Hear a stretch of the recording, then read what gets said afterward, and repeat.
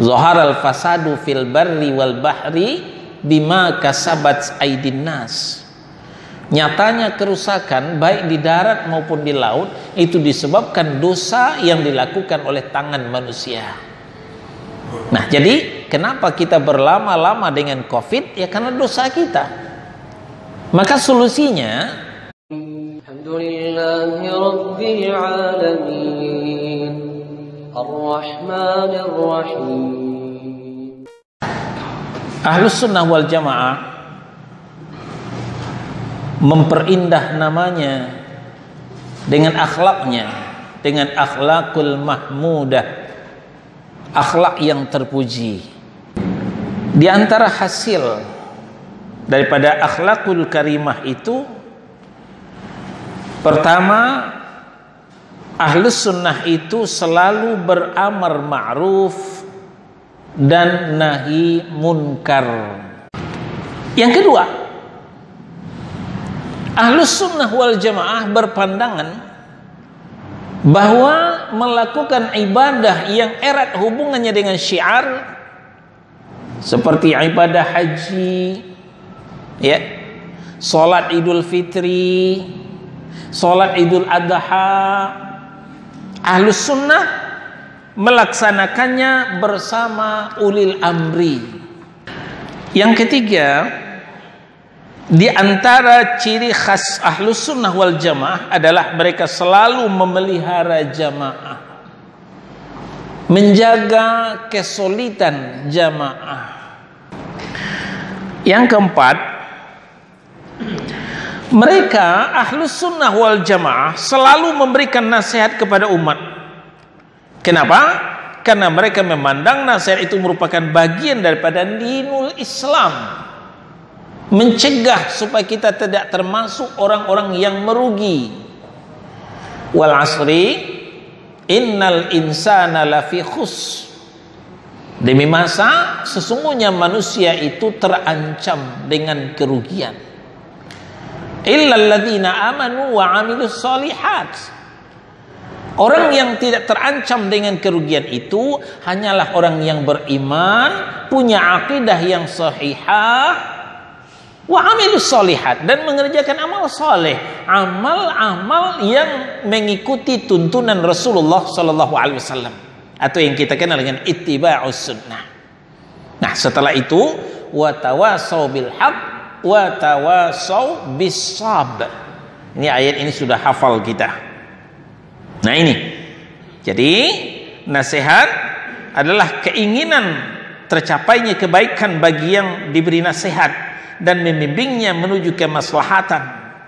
Jadi kita tidak mau baik sendiri, kita ajak juga keluarga kita menjadi orang baik, kita ajak juga saudara kita menjadi orang baik, kita ajak juga tetangga kita menjadi orang baik. Kita tidak egois.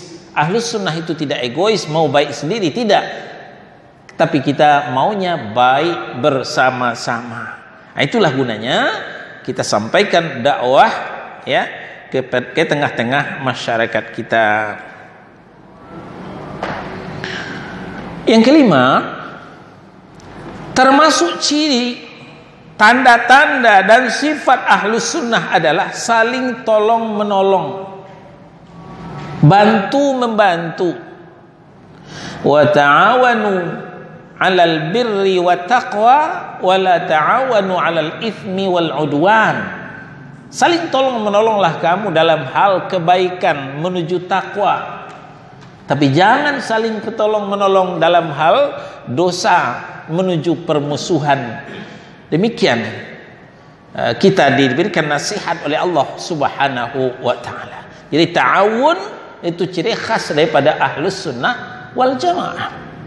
Tapi ingat, ta'awunnya, tolong menolongnya dalam hal yang baik menuju takwa. Jangan ta'awunnya dalam hal dosa. Ya, kumpulin teman. Ya, kumpul. Ada apa? Dagang narkoba yuk. Ini bukan ta'awun dalam hal baik. Ini namanya ta'awun dalam hal yang dosa. Jadi agen-agen narkoba itu contoh ta'awun dalam hal yang dosa. Jangan seperti itu. Dalam hadis yang muttafaqun alaih, sahih diriwayatkan oleh Imam Al-Bukhari dan Muslim, Nabi menggambarkan ya kondisi kaum muslimin, kondisi orang yang beriman ya yang sesungguhnya. Ya. Apa kata Nabi? Al-mu'minu lil mu'mini kal bunyan yashuddu ba'duhum ba'da wa yushbiku baina asabi'ihi. Orang mukmin itu ya terhadap orang mukmin yang lain bagaikan satu bangunan. Bagaikan satu bangunan. Enggak usah jauh-jauh lah. Perhatikan at-taqwa secara utuh, secara komprehensif, ya, secara menyeluruh. Berdirinya at-taqwa yang begini megah ini karena kerjasamanya antara besi, semen, pasir, tidak terkecuali paku yang kecil-kecil itu juga digunakan, kawat pelilit yang halus itu juga digunakan. Jangan dikira berdirinya at-taqwa ini hanya karena semen doang. Semen aja tidak akan bisa membangun. Karena besi saja tidak bisa. Karena pasir saja tidak bisa. Tapi hasil kerjasama yang baik antara unsur-unsur itu. Nah, maka kita sampaikan kepada jemaah, ya, kalau ada nampak saudara kita ada kurangnya, ya kita ini nggak sama ya. Kita ini nggak ada sama, ada kekurangannya. Ada kekurangan harta, ada kekurangan matanya, ada kekurangan telinganya, bukan telinganya cuma sebelah, tapi pendengarannya umpamanya. Jangan itu dianggap remeh. Kamu bisa apa? Jangan seperti itu. Ada kelebihannya yang kita tidak tahu. Mungkin dia lebih bertakwa daripada kita, mungkin dia lebih soleh daripada kita. Jangan pernah menganggap remeh kepada saudara kita sendiri. Ini akhlak ahli sunnah wal jamaah. Ya, jadi yang lemah itu akan memperkuat yang kuat. Sebagaimana paku akan ikut mengokohkan beton. Tanpa kawat halus yang melilit itu, maka tidak akan berdiri beton-beton itu. Nah, itu kalau kita melihat bangunan. Nah, inilah penyakit kaum muslimin pada hari ini. Penyakit kaum muslimin pada hari ini hanya membanggakan yang kaya, lalu menganggap remeh yang miskin. Membanggakan yang punya pangkat, yang berkuasa, lalu menganggap remeh rakyat jelata. Ya, nah, ini penyakit kita.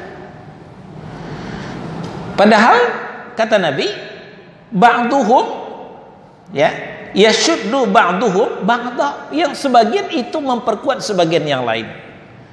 Lebih jelas saya sampaikan. Katakanlah, nih saudara kita ini miskin. Jangankan gedung, rumah pun ngontrak. Jangankan mobil, ya, malah motor, mungkin sepeda kemana-mana. Nggak punya apa-apa.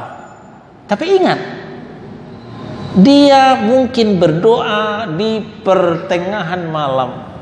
Dia mungkin rajin tahajud, rajin menadahkan tangan. Siapa tahu doanya lah yang makbul. Kita mungkin karena dosa kita banyak, doa kita tidak didengar oleh Allah Subhanahu wa taala. Ini dimaksud oleh Nabi, sebahagiannya memperkuat sebahagian yang lain. Memang segi harta dia berkurang, segi pangkat dia berkurang, tapi kesolehannya mungkin lebih dari kita. Ya, kedekatannya kepada Allah lebih dekat, lebih daripada kita. Hadis yang kedua masih muttafaqun alaih. Ya, muttafaq alaih ini maksudnya sepakat dua tokoh hadis dengan kesahihannya, yaitu Al-Bukhari dan Muslim.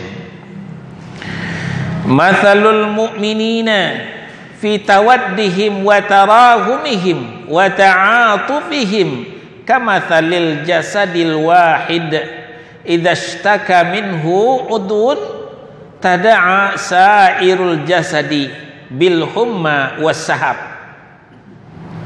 Perumpamaan kaum mukmin di dalam saling cinta mencintai, sayang menyayangi, dan saling tenggang rasa adalah bagaikan tubuh yang satu. Tubuh yang satu. Apabila satu anggota tubuh sakit, maka seluruh tubuh turut merasakan demam dan tidak bisa tidur. Masya Allah, indah sekali perumpamaan Nabi kita. Kalau tadi diibaratkan sebuah bangunan, sekarang diibaratkan dengan sebatang tubuh. Bagaimana sebatang tubuh? Ya, ketika salah satu saja yang sakit, ya, contoh, kita jalan pagi, ya, jogging, ya, jalan pagi maraton, tanpa sepatu, tanpa sendal, tahu-tahu qadarullah wa ma syaa fa'al, terantuk batu jempolnya. Lalu yang meredang siapa? Yang meredang aduh, kata mulut. Mata ikut mengalir airnya. Mengalir mata, kata dia tidak tahan, sakit. Maka tanpa diundang, kedua tangannya mencari obat. Ya, kalau darah tertumpah langsung dihentikan. Ambil obat, buka kotak P3K. Obat langsung, tanpa diundang, tanpa disuruh. Padahal cuma satu jempol yang kesakitan. Berapa jauhnya dari jempol ke atas? Otomatis jempol terantuk, aduh, kata mulut. Air mata meleleh. Begitu kompaknya satu tubuh. Contoh yang lain. Ketika satu gigi kita ini yang bermasalah, sakit gigi, itu si mata nggak mau tidur malam, ya, nggak mau tidur dia. Betapa enaknya persahabatan seperti ini. Adakah kita seperti itu? Saudara kita dapat musibah, kita masih enak-enak ketawa, kita tidak ikut prihatin, tidak ikut bersedih, tidak ikut membantu. Ya, bukan itu akhlak yang ditunjukkan, yang diajarkan oleh Nabi Sallallahu Alaihi Wasallam. Nah, ini harus kita terapkan. Dua hadis ini harus kita pegang baik-baik. Mukmin itu ibarat bangunan, artinya kita kompak bekerja sama. Mukmin itu ibarat sebatang tubuh, sama-sama merasakan, ya, enak sama dirasa, sama dinikmati, pahit sama-sama juga dirasakan dan sama dicari solusi. Yang keenam, ciri ahlus sunnah juga adalah keteguhan pendirian di dalam berbagai bala. Mereka menyuruh bersabar dikala mendapatkan cobaan, bersyukur di saat lapang, dan ridha terhadap pahitnya ketentuan Allah Subhanahu wa taala. Saudara-saudara, sekarang kita rasakan COVID-19 diharapkan berhenti, ternyata tetap saja betah di negeri kita. Ya. Jakarta, Bogor, ya, sama, ada merah, ada hijau, ya, ada yang sudah positif, korban bergelimpangan. Itu musibah, itu ketentuan Allah. Maka Ahlus Sunnah menyuruh kita bersabar menerima musibah ini. Tidak ada perlunya kita mengumpat sumpah serapah yang keluar, ini gara-gara si fulan ini gara-gara si anu. Nah, tidak ada gunanya, tidak ada manfaatnya. Kita cari solusi, kita lakukan apa yang disampaikan oleh pemerintah seperti protokol kesehatan, ya kita patuhi untuk keselamatan kita masing-masing. Jadi kita bersabar, menahan lisan, menahan lidah daripada mengumpat, mencela ke sana dan kemari yang tidak ada manfaatnya, hanya akan menambah dosa bagi kita. Kenapa demikian? Karena bala ini pada dasarnya adalah cobaan berupa musibah dan kesengsaraan. Dan musibah ini juga asalnya karena kita tidak bisa menjaga tingkah laku kita. Zaharal fasadu fil barri wal bahri bima kasabat aydin nas. Nyatanya kerusakan baik di darat maupun di laut itu disebabkan dosa yang dilakukan oleh tangan manusia. Nah, jadi kenapa kita berlama-lama dengan COVID? Ya karena dosa kita. Maka solusinya, di samping kita bersabar, ya bertaubat. Ya ayyuhalladzina amanu tubu ilallah taubatan nasuha. Jadi kita menghimbau kepada jemaah, ya, mari kita bertaubat dari dosa-dosa yang pernah kita lakukan. Tidak usah kita ceritakan dosa kita kepada orang lain. Cukup kita menceritakan dosa kita kepada Allah di keheningan malam, di atas sajadah kita. Ya Allah, saya telah melakukan ini. Ya Allah, saya telah melakukan ini, melakukan itu. Kita bertaubat, mohon ampun kepada Allah Subhanahu wa taala. Kalaulah anak bangsa ini sepakat bertaubat dan mohon ampun, kita yakin ya COVID-19 ini akan segera menyingkir daripada negeri kita ini. Sebaliknya, selagi anak bangsa ini masih doyan dengan dosa dan maksiat, bahkan dipelihara dan dilindungi, jangan ngimpi untuk selesainya COVID-19 ini. Sebaliknya, bersyukur di saat lapang. Nah, tadi di awal kajian telah kita sampaikan, bersyukur saat lapang. Tidak jauh batasnya jalan raya. Di sebelah jalan raya itu sudah Cempaka Putih Barat. Di situ zona merah sekarang. Orang tidak bisa kemana-mana. Saya punya jadwal di Al-Azhar, sampai sekarang belum mulai. Kita alhamdulillah sudah berapa bulan kita mulai ngaji. Di situ belum bisa mulai. Nah, kelapangan yang diberikan Allah seperti ini, kita syukuri. Kita bersyukur kepada Allah dengan cara apa? Cara kita isi dengan berbagai macam ibadah, ya, salat berjamaah setiap waktu, kemudian kajian ya kita hadiri, kita sama-sama menimba ilmu pengetahuan agama. Nah, jadi bersyukur di saat lapang artinya menggunakan nikmat dan kurnia Allah itu pada jalan ketaatan kepadanya. Kita diberikan kesehatan, kita tidak terkena COVID, tidak terkena virus, alhamdulillah. Nah, kesehatan kita gunakan untuk melangkah ke masjid. Kelapangan yang dimaksud adalah berlimpahnya kenikmatan, ya, berlimpahnya kenikmatan. Walaupun ya, kita break sebentar, kita dengarkan azan.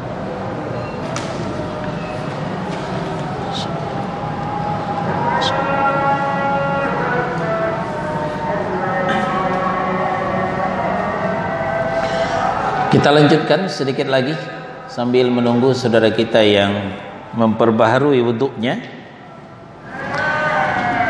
Yang ketujuh, kita belum sampai yang ketujuh. Kemudian juga ridha terhadap getirnya ketentuan Allah. Ya, umpamanya kita berharap jangan, kita berdoa jangan sampai. Tapi kalau itu terjadi, ada di antara kita positif terkena COVID atau saudara kita, betapa pahitnya. Kita harus ridho menerima ketentuan Allah ini, karena qadarullah wa ma syaa fa'al. Itu sudah ketentuan Allah dan Allah berbuat sekehendaknya. Jangan beranggapan terkena COVID itu jelek semuanya. Ya. Terkena COVID, positif corona, ya, itu penyakit yang menular. Yang terkena insya Allah itu termasuk syahid. Ya. Yang meninggal karena virus corona COVID-19 insya Allah itu termasuk syahid karena terkena penyakit menular. Ya, mungkin dengan sebab itulah Allah mau menggugurkan dosanya. Ya, suruh tobat nggak mau, suruh istighfar malah nyanyi. Ya, maka dengan digampar dengan corona, baru berguguran dosanya. Karena kata Nabi, tidaklah seseorang ditimpa kesakitan, kepedihan, kecapean, kegalauan, melainkan dosanya berguguran seperti pepohonan yang menggugurkan daunnya. Nah, maka kalau nanti sampai pada diri kita, keluarga kita yang terkena COVID, ya, virus corona, usahakan ridho, lapang dada. Inilah yang terbaik menurut Allah. Terima dengan sebaik-baiknya. Jangan menggerutu, jangan mengedumel, jangan menyalahkan siapa-siapa. Ya. Nah, jadi getirnya ketetapan artinya segala sesuatu yang tidak disukai yang menimpa seseorang seperti sakit, kemiskinan, terganggu usaha, ya, gangguan orang lain, panas dingin, ini kemarau kembali mulai ini, panas, dan bencana-bencana lainnya, ya, kita berusaha untuk ridho. Yang ketujuh, Ahlus Sunnah sangat memperhatikan akhlakul karimah. Di sini penulis Fadilatul Syekh Dr. Shalih bin Fauzan Al-Fauzan menurunkan hadis yang diriwayatkan oleh Imam Ahmad At-Tirmidzi. Kata Nabi, akmalul mu'minina imanan ahsanuhum khuluqa. Orang-orang mukmin yang paling sempurna imannya adalah mereka yang paling baik akhlaknya. Nah, itu pentingnya akhlak. Ya. Jadi ternyata bukan akidah saja kita benahi, bukan ibadah saja kita benahi. Yang tidak kalah penting adalah akhlak. Ya. Karena Nabi yang mengatakan sempurnanya iman itu kalau baiknya akhlak. Mafhum mukhalafahnya, orang yang tidak baik akhlaknya berarti imannya belum sempurna. Walaupun dia jenggotan, walaupun celananya jingkrang, tapi tidak berakhlak, nggak mau senyum, ya, manyun terus, berarti imannya belum sempurna. Alhamdulillahi Rabbil Alamin Ar-Rahmanir Rahim